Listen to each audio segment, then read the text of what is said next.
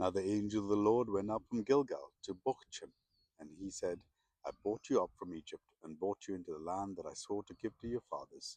I said, I will never break my covenant with you, and you shall make no covenant with the inhabitants of this land. You shall break down their altars. But you have not obeyed my voice. What is that you have done?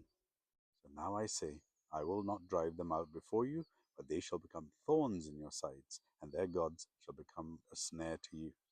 As soon as the angel of the Lord spoke these words to all the people of Israel, the people lifted up their voices and wept. And they called the name of the place Bochim, and they sacrificed there to the Lord. When Joshua dismissed the people of Israel went each to his inheritance to take possession of the land.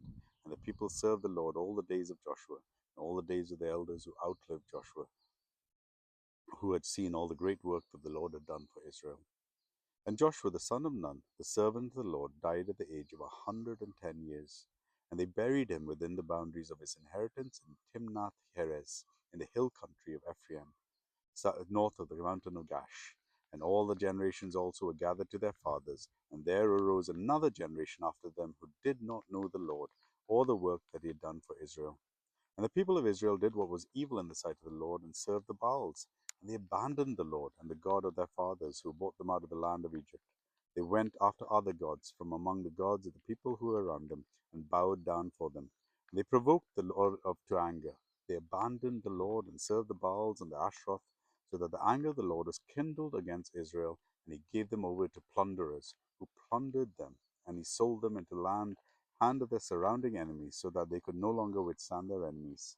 Whenever they marched out, the hand of the Lord was against them for harm, as the Lord had warned, and as the Lord had sworn to them, and they were in deep, terrible distress.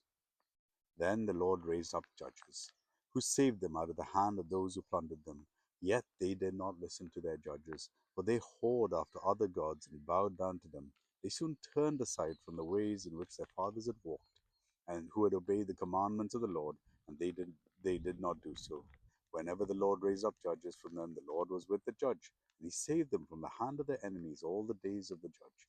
For the Lord has moved to pity by their groaning because of those afflicted and oppressed them.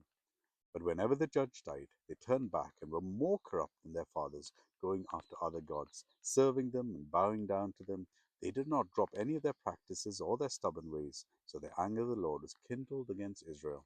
And he said, because this people have transgressed my covenant that I commanded their fathers, and have not obeyed my voice, I will no longer drive out before them any of the nations that Joshua left when he died, in order to test Israel by them, whether they will care to walk in the ways of the Lord as their fathers did, or not.